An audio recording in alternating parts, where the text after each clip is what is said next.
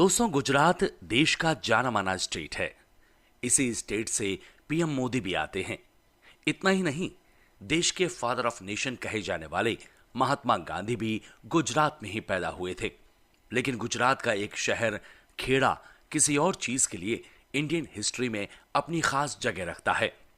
यहीं सरदार वल्लभ भाई पटेल का जन्म हुआ था, जबकि इसी जगह से महात्मा गांधी ने अपना दूसरा सत्याग्रह गुजरात के खेड़ा में 1918 में ही शुरू किया था।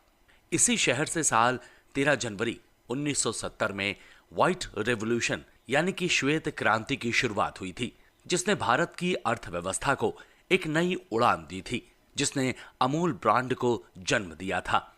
लेकिन दोस्तों, खेड़ा का विलेज जिसने भारतीय टेलीविजन के इतिहास को पूरी तरह से बदल कर रख दिया था। रूरल एरियाज में टेलीविजन ब्रॉडकास्ट के लिए सबसे पहले खेड़ा जिले के सुदूरवर्ती गांव पिंज को चुना गया था।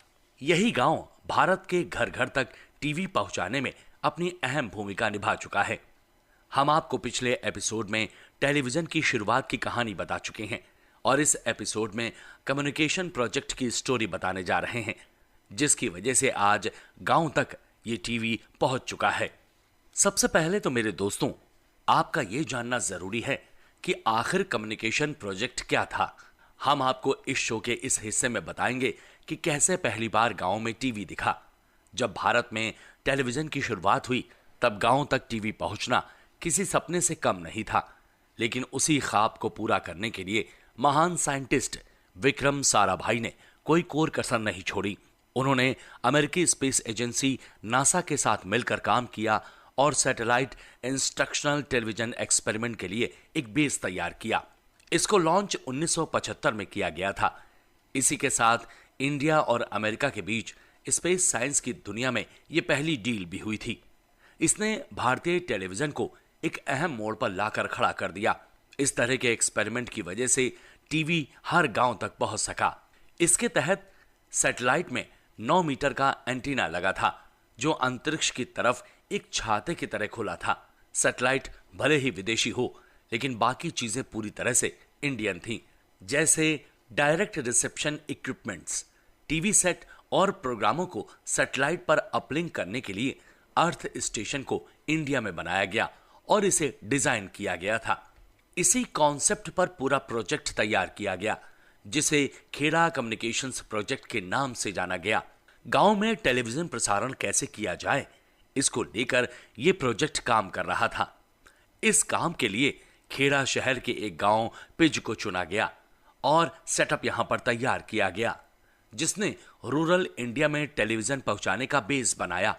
इसके बाद यहां पर लो पावर ट्रांसमिशन और एक प्रोडक्शन स्टूडियो बनाने का काम शुरू किया गया। यूनाइटेड नेशंस प्रोग्राम की मदद से इस काम को अंजाम दिया गया। इस तरह से पिच गांव में लो पावर ट्रांसमीटर और एक प्रोडक्शन स्टूडियो को बनाया गया। वहीं अहमदाबाद के स्पेस एप्लीकेशन सेंटर में एक सैटेलाइट अर्थ स्टेशन को भी बनाया गया। इस पूरे प्रोजेक्ट के तहत 35 किलोमीटर के दायरे में 400 गांवों में 651 टीवी सेट बांटे गए थे, ताकि गांव के लोगों को टीवी खरीदना ना पड़े। जुलाई 1975 भारतीय टेलीविजन के इतिहास में एक अहम दिन साबित हुआ, जब खुले मैदान में फर्स्ट टाइम लोगों के बीच में पहला टेलीकास्ट यानी कि प्रसारण किया गया।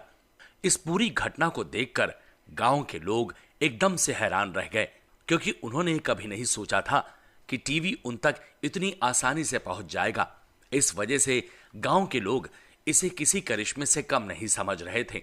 लोकल लैंग्वेजेस में लोगों से जुड़ी समस्याओं को लेकर टीवी पर चर्चा भी देखने को मिली। इसके बाद इंडिया में टेलीविजन का इतिहास पूरी तरह से बदलता हुआ नजर आया। गांव तक टीवी पहुंच चुका था। इस वजह से दूरदर्शन लोगों के बीच अब खास पहचान बनाने लगा था। अहमदाबाद के इसरो कैंपस में कई साइंटिस्ट जमा होने लगे। इसके अलावा फोक कल्चर स्पेशलिस्ट और फिल्म मेकर्स का आना भी लगा रहा। इतना ही नहीं, इन लोगों ने खेड़ा के कई गांवों का दौरा भी किया और लोकल आर्टिस्ट के माध्यम से यहाँ के कई लोकल सोशल मुद्दों को लेकर शूट करना शुरू किया।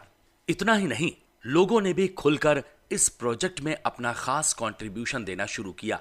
ऐसे में इस प्रोजेक्ट के सहारे भारतीय इतिहास में ये गांव भी अपनी एक अलग पहचान बनाते नजर आए। इस दौरान एक वीकली दाद फरियाद प्रोग्राम में गांव के लोगों से बात करके इस खास समस्या को खत्म करने के लिए चर्चा की जाती थी। इस प्रोग्राम में सरकार के लोग भी शामिल होते थे, जिनसे चर्चा होती थी। इस तरह से गांव के लोगों का इंटरेस्ट भी यहां पर बढ़ता जा रहा था। इसके बाद कई तरह के प्रोग्राम लोकल लेवल पर बनाए जाने लगे।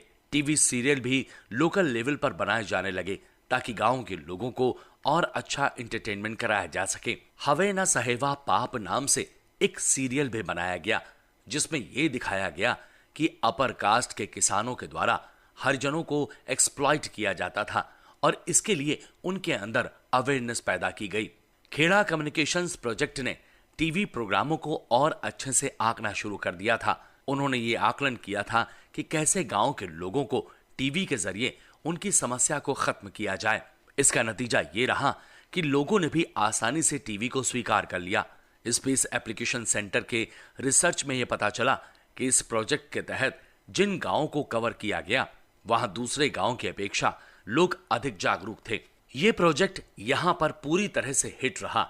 इस वजह से इसको बंद नहीं किया गया, बल्कि इसे बिहार, उड़ीसा, मध्य प्रदेश, राजस्थान, आंध्र प्रदेश और कर्नाटक जैसे 6 राज्यों के दूर दराज के गांव में भी लाया गया और यहां पर टीवी सेट को स्थापित किया गया। इस प्रोजेक्ट के तहत यहां के लोगों को हेल्थ, फार्मिंग और पढ़ाई लिखाई के प्रोग्राम को जोर शोर से चलाया जाने लगा।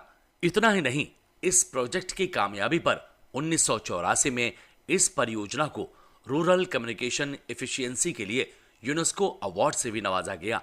इसके बाद दूरदर्शन की फुल फ्लैश्ड फैसिलिटी शुरू होने के बाद पिज ट्रांसमीटर को दूसरे चैनल के लिए चेन्नई ले जाने का बड़ा कदम उठाया गया, लेकिन लोकल लोगों ने ऐसा करने से रोकना शुरू कर दिया।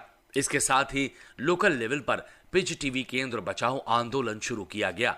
हालांकि इसके बावजूद भी 1 किलोवाट ट्रांसमीटर टावर को 1990 में चेन्नई ट्रांसफर कर दिया गया।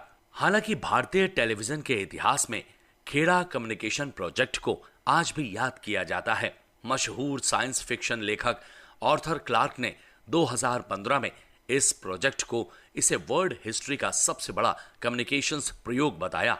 दोस्तों, हम आपको आगे के एपिसोड में दूरदर्शन से जुड़ी हुई और कहानियां भी बताएंगे और उससे रूबरू भी करवाएंगे।